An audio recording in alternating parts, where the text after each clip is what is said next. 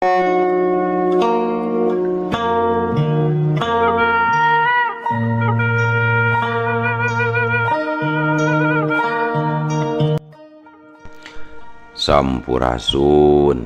Wadia Balad ATE official di mana wae ayana.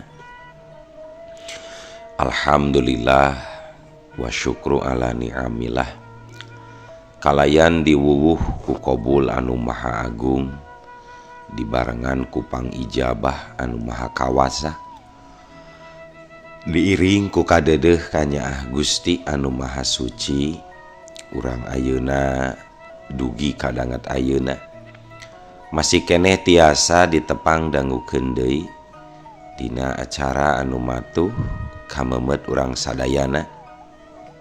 Nyatana dina pagelaran dongeng Sunda jejer carita anak jin sabakota. Ayeuna kantun bagean anu ka 11 nanya pamiarsa. Ieu dongeng mangrupikeun buah karyana Kang Ian Aditya ti Palihan Rancah Ciamis. Kangge Kang Ian ngahaturkeun rewunuhun lak saketik kabingahan, rehna parantos ngintunkeun naskah sakaligus ngawidian mamang kangge medar ieu dongeng dina kandaga ATE official ieu. Atuh sumangga kanu teu acan subscribe kantun subscribe heula. Ngarah langkung pogot sareng langkung sumangat deui ka si mamangna dina enggoning medar ieu dongengna. Ning hilap di like di komennya nu saseueur-seueurna. Lainna naon? Mamang masok bingah kitunya. Upami maosan komentar-komentar ti para wargi sadayana teh. Atuh ngerah teu nyangkolong tingkana waktos sumangga. Ayeuna mah urang lajengkeun deui dongeng anak jin sabakota bagean anu ka 11na. Kumaha salajengna? Sor cikopina, betot simbutna, pagan heula tali kolorna, bisi morosot merezel, morozol, uzel-uzelan di tengah jalan. Tumpak, dung dung, tes.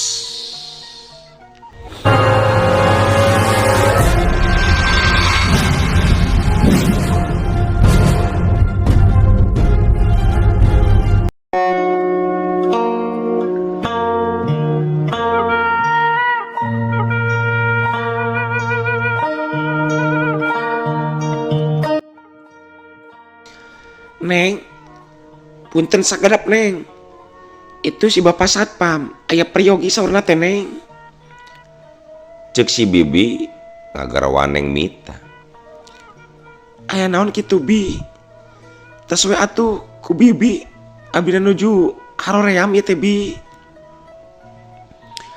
Itu saurna aya paket ti Cep Indra cenah Neng. Gebeg. Neng mita jadi ngagebeg. Beungeutna ngaradak tegang. Paket naon cenah Bi? Alim ah. Abdi mah alim. Komo paket si Indra mah. Manggawe kangge bibi candak. Ih. Nu mawi Neng. Pasatpamna teu masihkeun bibi anu nampina mah Neng. Ngadengi kitu, Neng mita jadi keheuleut. Makana najan bari jeung ambek. Manehna gancang kaluar ti kamarna. Kalayan teu talangke deui, tuluy kahareup mukakeun panto. Panto setengah dibedol. Sateda mah kitu soterek langsung nyarekan satpamna. Tapi nalika panto dibuka, ana breh teh. Si horeng anu ngajanteng dina teras teh, ayeuna mah lain satpamna. Tapi jalma nu salila ieu ditungguanana nyaeta Raden Samar. Kang, Cik Neng mita setengah ngajerit bari tuluy ngagabru. ih, manawi teh leres aya paket ti si Indra. Hanes bade dicarekan satadina mah ku abdi teh Kang. Nya manggawe atuh bilih bade dicarekan mah. Akang bade uih dewe Neng. Ih, dasar akang. Cek Neng Mita bari ngagalenyu imut bagja naker. Kumaha damang Neng? Alhamdulillah Kang. Sawangsulna akang dama. Sae akang oge Neng. Mung rada riet wungkul tadi teh. Riut. Nyadet kunaon kitu Kang? Akang hilap deui jalan ka dieuna. Jaba teu terang nami tempatna. Ya antukna kalah nyasab. Sumping ka dieu jantan telat we. Kitu alasan Raden Samar supaya Neng Mita percayaeun. Nu mata Kang. Ngingsok alim ari di rencangan ku abdi teh. Kumaha lamun teu dugi deui ka dieu? Walau Neng Mita bari nyuuh kana dada Raden Samar anu ngusapan buukna. Poe eta sanajan mimitina karasa seunggah jaba keuheul. Tapi akhirna ari anu ditungguanana datang mah teu burung hatena ngarasa bagja. Kitu karasana ku Neng Mita waktu harita. Saterusna nalika waktuna tumiba dina wanci ngariungna kulawarga pasaugara jeung Buratih tumanya deui ka Raden Samar ngeunaan sabagian rencanana nu katunda dina mangsa sabaraha poe ka tukang. Dina wangkid eta Raden Samar terus terang ka pasugara yen dirina diidinan kudu jadi kolotna pikeun Rabi jeung Neng Mita. Ngan teu dibejakeun ari ukur dibere waktu 5 tahun nama. Sanajan sabenerna hatena ngarasa berat sebab karunya ka Neng Mita. Tapi kilang kitu kahareupna manehna boga rencana sejen. Kanyataan eta tangtuna pikeun pasugara sakulawarga mah kacida bungahna. Makana dina peuting eta keneh pasugara jeung Raden Samar sapuk yen dina bulan hareup akad pertikahan rek dilaksanakeun.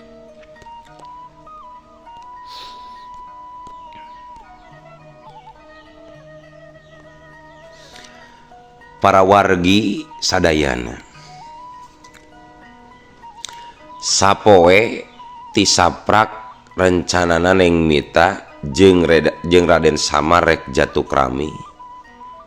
Bejana gancang pisan nerekabna khususna ka para kolega pasugara jeung dulur-dulurna kaasup ka Cep Indra anu aya di imahna.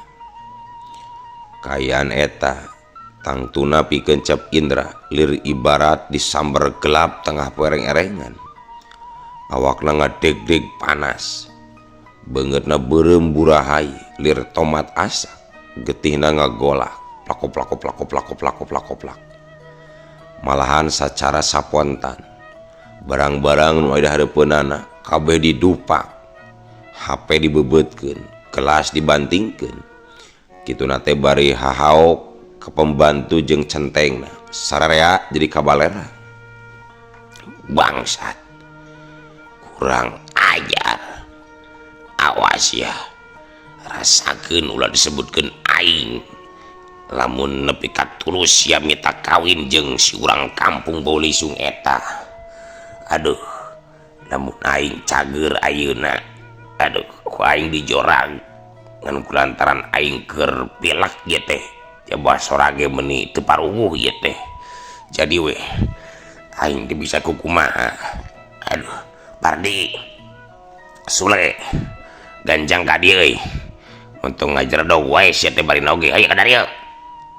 Kitu sentak sengorna Cep Indra teu siwah we rahuana anu keur ngamuk.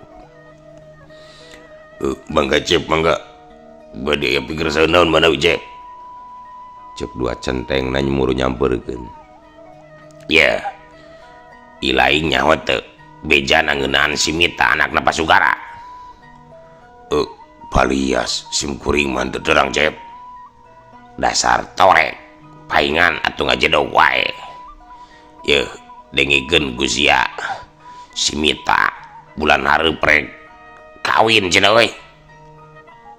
Teras kumaha tuh rencana urang ayeuna Cep? Bade ngado atanapi dua centeng Cep Indra takabat ngomongna. Sebab katempas manten ku Cep Indra bade dina kayaan beuki ngam. Dasar belagu sia.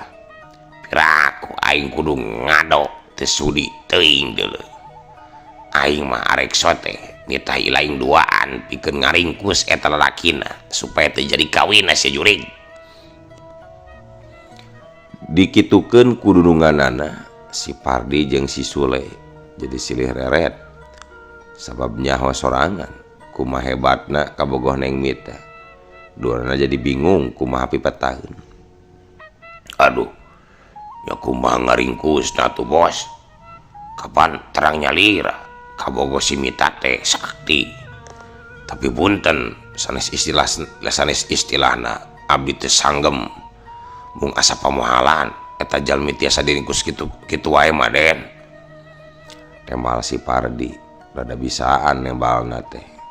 Tambah era teuing nyebut teu wani. Najan keur ambek ari dikitukeun mah Cep Indra jadi cicing. Lantaran memang bener kanyataana kitu. Menang sawatara waktu Cep Indra mikir heula pikeun neangan cara sangkan maksudna tina kanan. Kapikir ayeuna mah tempokeun ku sia Mita. Sagedeung deui laki sia bakal jadi bugang lantaran aing bakal nyewa pembunuh bayaran sia pikeun modaran kabogoh sia Mita. Cek Cep Indra ngagarendeng. Satuluyna sanggeus badami heula jeung dua centengna. Cep Indra laju arindit dina mobil ngajugjug ka hiji patempatan anu teu jauh di kota Bandung.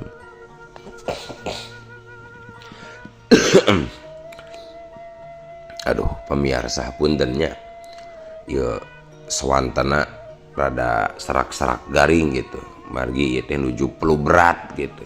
Hapunten. Para wargi sadayana dina waktu nu sarua sapoe rejeung harita Raden Samar ngahaja harita teh keur incah sorangan lelempangan kaluar ti pakomplekan imahna Neng Mita. Sanggeus nepi ka jalan raya manehna ngadon ngajanteng di sisi jalan.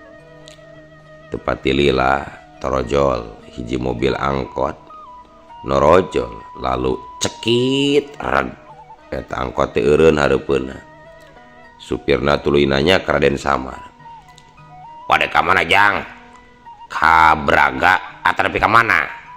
Hayu Jang, mumpung kosong kene, naik Jang." Raden Samar anu polos menang pangajak kitu teh tuluy we ngalacat kana angkot. Bari teu puguh rek ka mana tujuanana. Dina sajeroning perjalananana panonna teu pernah lesot merhatikeun kayaan beurang di kota Bandung anu pinuh ku rupa-rupa pagawean manusia. Kahilir kagirang lalar liwat demi nyumponan pangabutuhna sewang-sewangan. Setengah jam geus kaliwat. Angkot teh geus meunang sabaraha kali eureun-eureunan neangan panumpang. Tapi poe eta nasib supir angkot rada tiiseun. Alatan ti saprak Raden Samar naik can meunang deui anu penumpang. Akhirna angkot teh nepi oge ka Jalan Braga nya teh hiji patempatan legendaris anu kakoncara ti keur zaman Hindia Walanda tug nepi ka kiwari. Raden Samar diuk pangtukangna dina popojok nalika supir angkot ngageuingkeun. Pada lungsur di mana Jang? Ieu tos rute terakhir Jalan Braga Jang. Bari jeung bingung Raden Samar nanya ka supir angkot, "Jalan Braga di mana ieu teh Mang? Memangna moal nganterkeun deui kuring ka tempat nu tadi Mang?" Nyamual atuh da mamang mah rek neangan deui panumpang ieu teh ari jalan Braga teh ayana mah di puseur kota Bandung tuh kabelah dituna jalan Asia Afrika kacamatana ka Sumur Bandung mun teu salah mah sok gerak bisi arek jalan-jalan meungpeung cuacana teu panas teuing ngareunah di dieu mah loba wangunan sajarah kajaba teh eta bisi sakalian rek nempuan mojang-mojang Bandung anu malencerang jung gerak kabelah ditu jang sok Temal supir angkot semu heran dumih nempo Raden Samar jiga anu bingung. Nyantos atuh ari moal dianterkeun deui mah ari panjenengan kuring mah diajakan teh arek dianterkeun deui hanas kuring milu mang ceuk Raden Samar bari tuluy turun. Tapi karek oge rek ngalengkah supir angkot teh ujug-ujug kaluar ngahalangan jajalaneunana. Keheula jang bayar heula ongkosna urang padu leos kitu wae Kitu pokna tukang angkot bari ngahalangan lengkah suku Raden Samar. Bayar naon ieu teh mang? Da kuring mah teu meulina naon apanan? Temal Raden Samar can ngartieun kana maksud supir angkot. Eueuh dasar urang kampung kapan cikene teh ujang teh naik angkot berarti kudu mayar ari turun mah. Oh, ari sugan teu kudu mayar ari diajak mamang. Duh, aya wae si mamang mah. Jabat teu dianterkeun deui teh balikna. Kumaha ieu teh? Sakumaheun kitu mang, uing kudu mayarna mang. 10.000 jang. Akhirna sanajan bari baluweng kudu kamana indit. Raden Samar enteng naker ngodok saku calanana. Didinya supir angkot jadi ngahulang waktu Raden Samar nyodorkeun duit ratusan ribu. Tamang teu salah ya teh jang. Cek supir angkot semua ragu-ragu waktu rek nampanan eta duit. Henteu mang, sok we candak kabeh lah. Da kuring mah teu pati butuh ongkoh. Keur naon bari oge nu kitu mamang. Aduh. Nuhun jang, nuhun. Ari ayeuna bade teras ka mana kitu jang? Cek supir angkot semu gugup bakat ku bunga. Supir angkot nampanan duit ti Raden Samar. Kuring mah nyarek tuluy jalan-jalan we emang. Kagok asong lah kumangke teuing balik mah. Paling neng mita lieureun yangan kuring. Ari mamang apal teu ka neng mita mang? Oh, nyante atuh jang. Da loba atuh nu ngaran mita teh. Nah urang mana kitu jang? Urang di ieu mang. Urang Bandung, biraku teu apal mang. Ceuk Raden Samar nyaritana tanpa beban saking kupolosna. Ari maneh jang? Da lega atuh Bandung teh. Sok rupa-rupa wae ari da naon teh jang. Geus mamang mah kalah lieur ieu teh. Hayu nya jang. Mamang rek tuluy balik kade nyasabnya ulah Slogoto da ieu mah di kota. Ceuk si mamang bari gagasah kana buukna. Sedangkeun Raden Samar kalah nyengir nempo supir angkot jiga anu kabawa pusing teh. Aduh, dasar manusia. Ari sagala rupa teh kudu jeung duit wae. Gerendeng Raden Samar maena oge tuluy leumpang. Mapai-mapai jalan Braga. Teu karasa saking kubetahna leumpang bari nempuan wangunan jeung pernak-pernik hiasan kota. Harita waktu geus nincak kaburitnakeun. Lampu-lampu mimiti harurung ngarias tiap-tiap wangunan jeung popojok kota. Harita Raden Samar gek laju diuk dina kursi hareupeun hiji kape di sisi jalan bari nempuan jalan anu lalar liwat jalema. Bener cek si mamang angkot tadi. Tetela di dieu mah loba wanoja gareulis.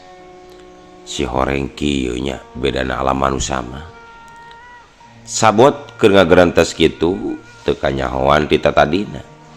Di sagigireunana ujug-ujug aya wanoja geulis budi manis budina bari mawa salambar kertas menu rupa-rupa inuman. Bade ngaleut naon Kang? Kopi atanapi jus? Tanya si Wanoja pelayan kape somehanaker. Sakadapan Raden Samar jadi ngahulang waktu disodoran kertas menu kitu, sabab macana oge pante bisaeun. Da bisa soteh maca Al-Qur'an, tapi untung namanya ingat karena pengalaman anak nalika nginum jus jeung Neng Mita. Jus we atuh Neng, tapi nging dicampur kopinya. Ceuk Raden Samar bari api-api lain sabab panyangka nama asa bener ngomongna teh. Ih, ari Akang, da teu aya atuh jus campur kopi mah. Sok aneh-aneh wae. Bade jus mangga atanapi jeruk atanapi alpuket Kang? Ceuk eta Wanoja bari seueur nyikikik lantaran disangkana Raden Samar teh ngabodor. Mana atuh Neng jusna? Saurna mangga tadi teh, tapi geuning teu aya jusna mah Neng. Ceuk Raden Samar, sedangkan si pelayan kape jadi ngarasa bingung sabab geuning tamuna teh jadi salah paham. Maksud abdi mah jus buah mangga Kang. Sanes berarti ngamanggakeun. Kapan teu acan ngadamal jusna oge Kang? Oh, jadi di dieu mah buah teh mangganya namina Neng.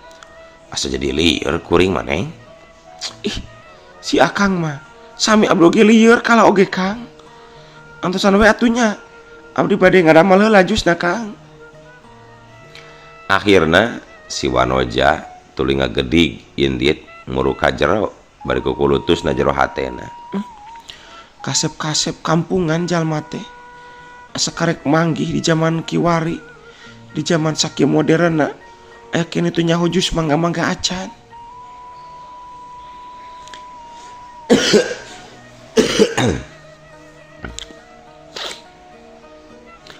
Tekung silila si pelayan kape datang deui bari mawa sagelas jus mangga laju disodorkeun ka Raden Samar.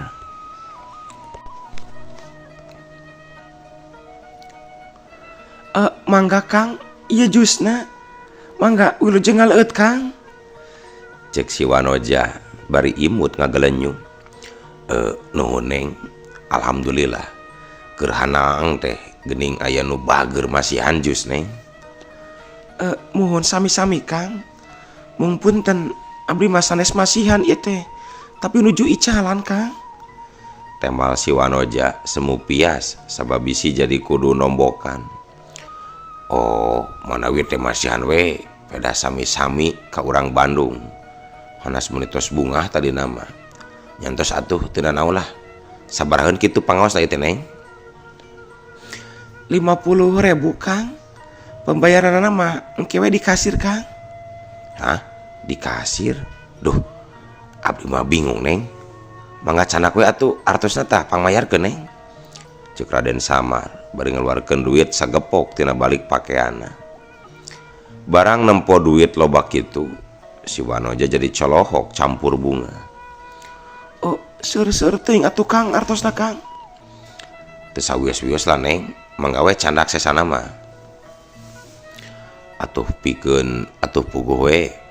Pikeun si Wanoja dibere duit loba kitu teu kapalang bungahna. Malahan dina hatena nyangka yen Raden Samar saurang jelema beunghar anu keur api-api kampungan CEO yang menyamar. Dina mangsa keur kitu teu jauh ti tempat eta. Teu jauh ti tempatna Raden Samar diu. Aya mobil karek jol datang. Di jerona aya saurang pamuda merhatikeun menit ngicep-ngicep ka Raden Samar. Ay. Nah mangkluk teh geuning aya di dieu nya keur gawean naon. Tapi jika sorangan. Nah kamana si mitana cenah? Kabeneran beunang sia teh nama deuleu. Sing horeng eta si jejaka teh nyaeta Cap Indra. Anu kabeneran rek nongkrong bari ngopi di kafe Braga nalika sarengsena nepungan si Karto, seorang pembunuh bayaran di kota Bandung. Satuluyna Cep Indra nelepon si Karto. Halo. Target aya di Jalan Braga euy, hareupeun kape beringkat gancang ka dieu to. Kitu ceuk Cep Indra dina telepon. Gancangna carita teu kungsi meakeun waktu saja. Nu ditelepon ku Cep Indra teh kiwari geus aya datang tumpak motor gede.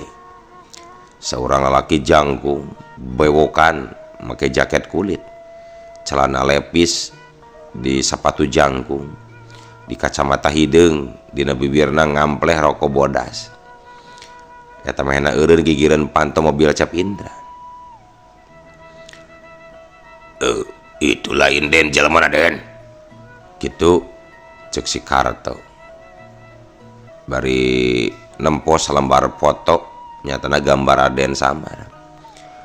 Bener pisan to euy. Gancang beresan mengpengker sorangan. Awas sing rapi ilaing euy, ulah nepi ka beunang. Siap Den, siap. Cek si Karto bari tuluy indit. Sameme si Karto ngalakukeun aksina, sabenerna Raden Samar geus nyahoeun kana pibalayeun anu keur ngincer ka dirina. Maklum mahena mah bangsa jin. Dedengean jeung tatempoana leuwih seukeut tibatan manusia. Ngahaja Raden Samar harita tuluy asup ka jero kape, kelayan ngomong ka si wanoja pelayan tadi. Neng, tiasa ngiring ka pangkereula teh Neng. Ye kuring hayang kahampangan ya teh Neng. Oh, mangga Kang. Hayu ku abdi dijajab Kang. Teu kadahan Neng. Isin, biar aku bari diantar ku istri mah. Ih akang mah, da sanes bade diantar ka lebetna atuh Kang. Maksud abdi mah diantar dugi ka payuneun pantona. Oh gitu. Wioslah akang bade nyalira we Neng. Saterusna mah Raden Samar ngoloyong kabeh tukang ke arah kamar mandi panuduhan si wanoja pelayan kape. Didinya sanggeus aya di jero kamar mandi, Raden Samar gegara nyeman. Makana dina detik eta keneh las sapada harita jerimna tuluy ngiles teu puguh ka mana leosna. Sedengkeun si Karto nalika nempo Raden Samar asup ka jero kape, mahena gancang asup nuturkeun. Sanggeus di jero tuluy nanyakeun ka si pelayan tadi. Neng, ada jalma nu tadi ka mana Neng? Nu mana Kang? Eta nu bukna gondrong, make baju hideung, celana lepis biru ka mana? Oh, nuju ka kamar mandi Kang. Bade aya naon manawi Kang? Aya keperluan saeutik Neng. Cikan rek diilikan sagedeungnya ku akangnya. Cek si Karto bari terus ngoloyong kabeh tukang. Teu kungsi lila nalika geus aya hareupeun panto kamar mandi. Si Karto harita ngatayep ngadeukeutan panto. Maksudna marek ngadedengikeun aya henteuna di jero mangsana. Malahan mah ceulina nepi ka diantalkeun kana daun panto. Tapi karek oge tel antel. Na atuh ari pret teh kadenge sora hitut tarik naker jaba berat brot sadanu ka babayan. Sial. Obalak teh. Sugan ngadon babay ngising jalma teh we. Aduh, apa sai? Cek si Karto kukulutus bari gentak ngajauhan. Aya kana 10 menit nah si Karto nungguan tapi tetela anu ditungguanana masih can kaluar keneh. Bangsat. Nah, meuni lila-lila teuing atuh ngising teh. Coba teu kadenge-denge euy. Kurang ajar. Diobrak-abrik saku aing pantona. Akhirna kulantaran ngarasa kesal nungguan, si Karto tuluy ngagedor-gedor panto kamar bari semu disurungkeun. Brak, kudu brak. Panto dipaksa muka. Tapi anehna sanggeus panto muka tetela di jero teh eueuh sasaha nu aya ukur nyesekna bau hitut. Sial, nah kemana cenah mangklukna? Coba ya ampun, bau hitut meni meledak kieu. Adah, Cek si Karto bari bingung teu mangge tungtung. Sabot keur kitu, kak kana pundukna anu nyabak gebeg.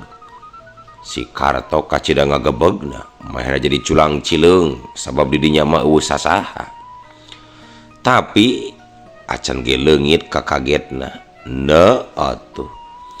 Ari ujug-ujug. Oloh. Waktosna kabujeng seet wadia balad dongeng ATE official. Keun atunya. Ieu dongeng teh urang cekapkeun we heula dugi ka dieu. Insyaallah enjing pageto baris dilajengkeun deui. Atuh kukitu kukieuna mamang saja amit mungkur amit mundur ti payuneun para wargi sadayana. Hayu Assalamualaikum warahmatullahi wabarakatuh.